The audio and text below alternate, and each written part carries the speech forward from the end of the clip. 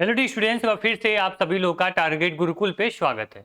मैंने आपसे प्रॉमिस किया था, आपसे वादा किया था कि स्कॉलरशिप की छोटी छोटी अपडेट जानकारी कुछ भी आपका आएगा मैं आपको वीडियो के माध्यम से अपडेट कर दूंगा।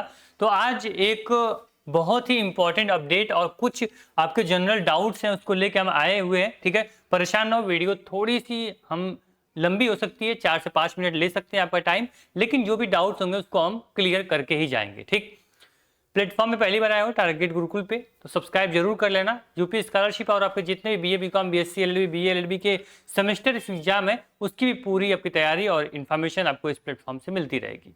टेलीग्राम और व्हाट्सएप से नहीं जुड़े हो, आप डिस्क्रिप्शन बॉक्स चेक कर लेना, वहाँ पे लिंक दी गई है, वहाँ से आप ज्वाइन कर लीजिए। बाई चांस अगर यूट्यूब की नोटिफिकेशन आपको नहीं मिलेगी तो व्हाट्सएप और टेलीग्राम पे जब नोटिफिकेशन भेजी जाती है वहाँ से आपको मिल जाएगी। चलिए, सबसे पहली बात है सर कि यहाँ पे स्कॉलरशिप का फॉर्म आपका आ चुका है, आपको पता है।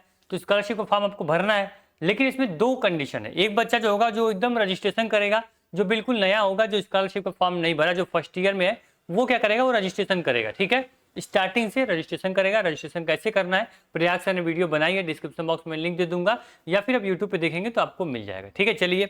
सेकेंड, रिन्यूअल, यानी कि जो बच्चे सेकेंड ईयर में है, थर्ड ईयर में है, या फिर वो फाइनल ईयर में है और वो अभी स्कॉलरशिप का फॉर्म भर चुके हैं, उनकी स्कॉलरशिप आई हो या नहीं आई हो, उनको फिर से रजिस्ट्रेशन नहीं करना है।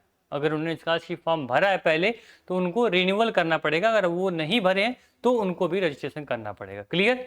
अब ऐसा नहीं कि आपको स्कॉलरशिप, मैं बार बार बोल रहा हूँ, अगर नहीं आई है तो आप फिर से जाओगे रजिस्ट्रेशन करने, फिर नया आईडी बनाओगे, ऐसा नहीं है।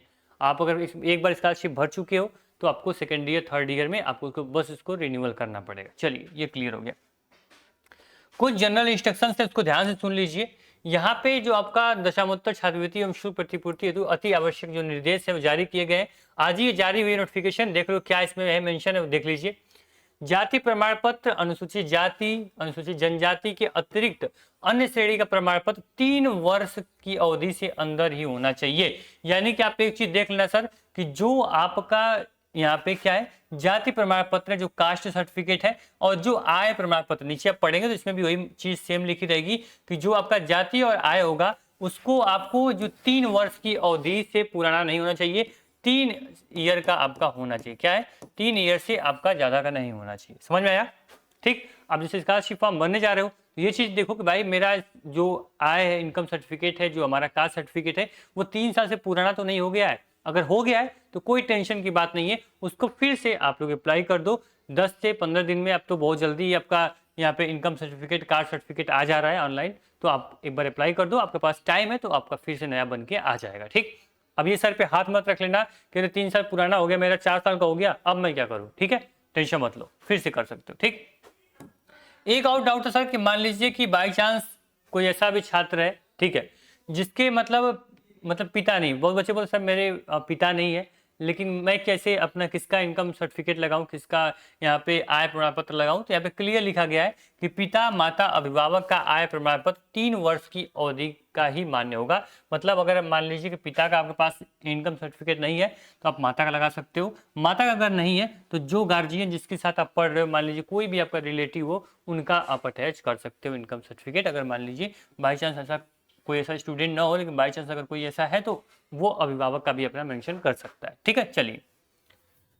यहाँ पे बैंक संबंधी दस्तावेज, पासबुक की छाया प्रति, जो पासबुक हो सर बहुत बच्चे होते हैं इस तरह की जल्दीबाजी में पासबुक का उनका जो अकाउंट नंबर है, आईएफएससी कोड है, कुछ भी डिटेल दिख नहीं रही है, फोटो क्लिक कर दिया और ले जाकर जमा कर दिया, सबमिट कर दिया, ऐसा नहीं है।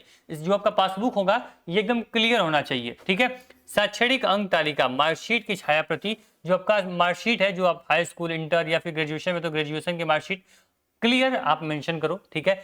पिछली परीक्षा उत्तीर्ण करने का प्रमाण पत्र की छाया प्रति, यानी अगर आप BA BCom BSc first year में हो तो इंटर की आपको क्लियर जो आपकी प्रिंट आउट है वो होना चाहिए। ठीक है। निवास प्रमाण पत्र की छाया प्रति, जो आपका निवास हो वो भी आपके पास होना चाहिए। शुल्क, यहाँ पे जो आप शुल्क का जो आपका यहाँ पे पावती की जो आप छाया प्रति, जो शुल्क की आप रिसिप्ट मिली होगी उसका प्रिंट आउट, आधार कार्ड की छाया प्रति, आधार कार्ड, यदि 2 कक्षाओं के बीच में गैप है तो यहाँ पे आपको क्या करना पड़ेगा, यहाँ पे स्वप्रमाणित, यहाँ पे शपथ पत्र यानी जिसे बोलते हैं गैप सर्टिफिकेट भी बोल सकते हो, ठीक है, उसको आपको मेंशन करना है। ठीक, अब एक चीज का ध्यान देख लेना यहाँ पे कि जो यहाँ पे इंपॉर्टेंट डॉक्यूमेंट यहाँ बताए हैं, बस यही डॉक्यूमेंट आपको लगने वाले हैं। ये डॉक्यूमेंट आपके पास नहीं है तो आप बनवा सकते हो। जैसे निवास हो गया, निवास के लिए अप्लाई कर दो। अगर आपके पास जाति प्रमाण पत्र नहीं है, अप्लाई कर दो। अगर आपके पास यहाँ पे आय सर्टिफिकेट नहीं है तो अप्लाई कर दो, कोई बड़ी बात नहीं है, आराम से समय आपके पास है तो आराम से आप अप्लाई कर सकते हैं। ठीक, चलिए क्लियर।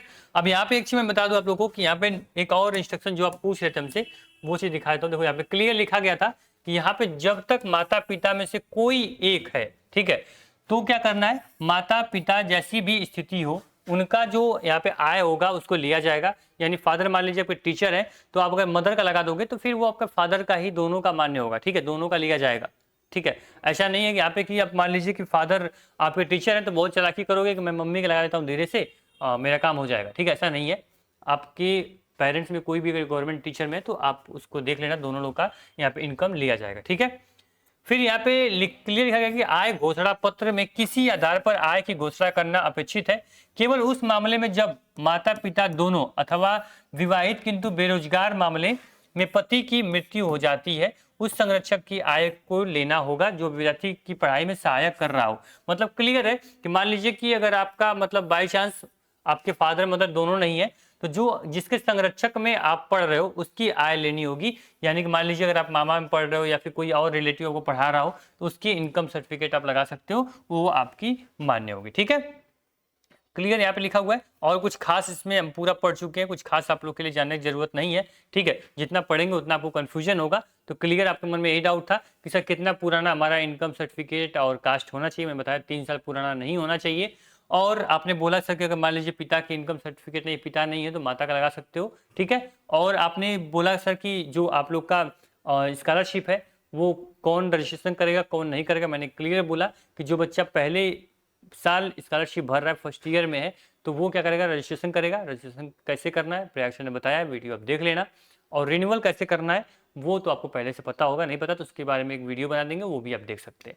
और हाँ, 2 से 3 दिन के अंदर, ठीक है, 2 से 3 दिन के अंदर प्रयाग सर ने कहा है कि वो डिटेल वीडियो बना देंगे, कंप्लीट प्रोसेस कि कैसे स्कॉलरशिप का फॉर्म भरना है। तो आप लोग सर्टिफिकेट सब रेडी कर लो, जैसे प्रयाग सर की वीडियो आएगी, वीडियो को देख के अपना स्कॉलरशिप का फॉर्म भर लेना। ठीक, मैं फिर बोल रहा हूँ, अगर आप साइबर कैफे का भरोसे बैठे हो तो ध्यान से देखना, साइबर कैफे के साथ बैठ रहे हो, सर्वर चले या ना चले उससे मैटर नहीं है। जब तक खुद बैठ के चीजें नहीं फील करवाओगे तब तक स्कॉलरशिप फॉर्म सबमिट मत करना। ठीक है, तो इस चीज को ध्यान में रखो। और एक चीज सर, डिजी लॉकर, आप लोग को डिजी लॉकर के बारे में नहीं पता होगा, बच्चे अगर नए होंगे बता दें आप लोग को कि जब आप स्कॉलरशिप फॉर्म भरोगे तो डिजी लॉकर की आईडी आपसे मांगी जाएगी। ठीक है, डिजी लॉकर पे अकाउंट आपका होना चाहिए। डिजी लॉकर अकाउंट पहले बना लो, बहुत बड़ी बात नहीं, आधार कार्ड डालोगे, अपना नंबर डालोगे, डिजी लॉकर में अकाउंट बन जाएगा। डिजी लॉकर क्या होता है आप सबको अब तो पता होना चाहिए, आप लोग एक नई जनरेशन के हो। ठीक है, डिजी लॉकर में आपको सारे जो डॉक्यूमेंट है, जो आपका आधार कार्ड हो गया, आपके सारे मार्कशीट हो गए, जो भी आपका एबीसी आईडी हो गया, वो सब कुछ आपका डिजी लॉकर में ही आपका होता है। आराम से बहुत सारे वीडियोस यूट्यूब पे मिल जाएंगे कैसे बनाना है। अगर आप लोग की डिमांड होगी तो आप कमेंट कर देना, डिजी लॉकर पे अकाउंट कैसे बनाना है वो भी आपको टारगेट गुरुकुल पे बता दिया जाएगा। ठीक, चलो क्लियर है। स्कॉलरशिप डॉक्यूमेंट जो मैंने बताया ये देख लेना, और ये डॉक्यूमेंट का जो सर आपका स्क्रीनशॉट होगा ये ले लो, या फिर मैं ये जो पीडीएफ होगा अपने व्हाट्सएप ग्रुप और टेलीग्राम में भेज दूंगा, वहां से आप खुद देख सकते हो। चलो ठीक है, आप बता दें आप लोग को स्कॉलरशिप का फॉर्म भर लोगे। एक दिक्कत बच्चों को आ रही थी, सर क्लासेस जल्दी और तेजी से चलाइए क्योंकि हमारे एग्जाम आने वाले। बता दें आप लोग को कि टारगेट गुरुकुल पे आपका 1 से 2 दिन, यानी हो सकता है कि नवरात्रि यानी कि 2 और 3 तारीख को क्लासेस डिस्टर्ब हो सकती हैं। ठीक है, जो बच्चे कोर्स में होंगे या जो बच्चे कोर्स में इनरोल करेंगे, 1-2 दिन क्लासेस आपकी बंद हो सकती हैं। ठीक है, क्यों? क्योंकि अभी तक आप लोग को या फिर हिस्ट्री हो, फिजिक्स हो, केमिस्ट्री हो, मैथ हो, उसकी एक दिन में एक क्लास आपको मिल रही थी, है ना, या फिर किसी दिन केमिस्ट्री की मिल रही थी तो फिजिक्स बंद करना पड़ रहा था क्योंकि यहाँ पे आपका पूरा सेटअप नहीं था। लेकिन अब 2 दिन में नवरात्रि के शुभ अवसर पे आप लोग के सहयोग से टारगेट गुरुकुल अपने आप को अपडेट करने जा रहा है और आपको एक दिन में 2 से 3 क्लासेस लगातार मिलेंगी और जो आपका सिलेबस है उस समय से पहले जो हमने आपको वादा किया है वो पूरा करके दिखाएंगे। ठीक है, तो आप लोग निश्चिंत रहना। अगर आप लोग BA, BCom, BSc, BA, LLB और एलएलबी फर्स्ट और थर्ड सेमेस्टर में हो ठीक है, तो आप लोग आराम से target Gurukul mobile app download करिए, यहाँ पे कैटेगरी में सेमेस्टर एग्जाम सेलेक्ट करिए, पेड कोर्स पे क्लिक करेंगे, आपके सभी जो आप लोग के कोर्सेज होंगे वो शो हो जाएंगे, किसी भी विश्वविद्यालय में आप पढ़ रहे हो, ठीक है, लखनऊ, गोरखपुर या फिर महात्मा गांधी काशी विद्यापीठ, CSJMU। और यहाँ पे हेल्प का सेक्शन है, इस पर क्लिक करेंगे तो हमारे व्हाट्सएप पे आप चले जाएंगे और अपने डाउट को पूछ सकते हैं। हालांकि व्हाट्सएप के बहुत सारे ऐसे बच्चे थे, एक साथ उन्होंने मैसेज कर दिया, और व्हाट्सएप क्या किया भाई, आपको एक वहां पे होता है ना रिस्ट्रिक्शंस लगाना कि आपको रिप्लाई नहीं कर पाओगे, अभी वो भी हमारे साथ चल रहा है। तो कोई दिक्कत नहीं, जो समस्याएं आती है उसका समाधान भी हम ढूंढ लेते हैं। आपको एक और आपके नोटिफिकेशन मैंने भेजा होगा एक नंबर, उस नंबर पे अपनी समस्या पूछ सकते हो, ठीक है। जैसे ये व्हाट्सअप अपना रेगुलर यूज में आ जाएगा, आप इस पे भी सवाल पूछ पाओगे, ठीक। चलिए, तो ऐप डाउनलोड कर लेना, BA BCom BSc LLB किसी कोर्स ज्वाइन करना ज्वाइन कर लेना। और हाँ, अगर मोबाइल ऐप डाउनलोड किए हो ना, तो आपको कोई इन्फॉर्मेशन अपडेट कुछ भी आपसे मिस नहीं होगी, क्योंकि जो भी अपडेट इन्फॉर्मेशन रहती है वो आपको नोटिफिकेशन में हम सेंड कर देते हैं। सर स्कॉलरशिप का फॉर्म आ गया, स्कॉलरशिप का स्टेटस ऐसे चेक कर सकते हो, अब इस दिन आपकी स्कॉलरशिप आ सकती है, ये आपको जानकारी इंपॉर्टेंट है, सब कुछ आपको बताता है। एग्जाम आपका शुरू हो गया, सेमेस्टर एग्जाम ऐसे पढ़ो, पूरी जानकारी आपको एक एप्लीकेशन मिल जाएगी, इसलिए इसको वन स्टॉप सोल्यूशन हम लोग बोलते हैं। चलिए, बहुत बहुत धन्यवाद। ऐप की लिंक और व्हाट्सएप टेलीग्राम की लिंक डिस्क्रिप्शन बॉक्स में है, और डॉक्यूमेंट जो मैंने बताया, डॉक्यूमेंट अपना यहाँ पे आप लोग देख लेना, और सेमेस्टर की जो पूरी तैयारी है वो हमारी जिम्मेदारी है, ठीक। मिलते हैं नेक्स्ट वीडियो में। ऐसे ही प्यार सपोर्ट जैसे आप देते हो, ऐसे ही भविष्य में भी उम्मीद करेंगे आपसे मिलेगा। बहुत बहुत धन्यवाद, जितना हमसे हो सकता है हम आपके लिए जरूर करेंगे। Thank you.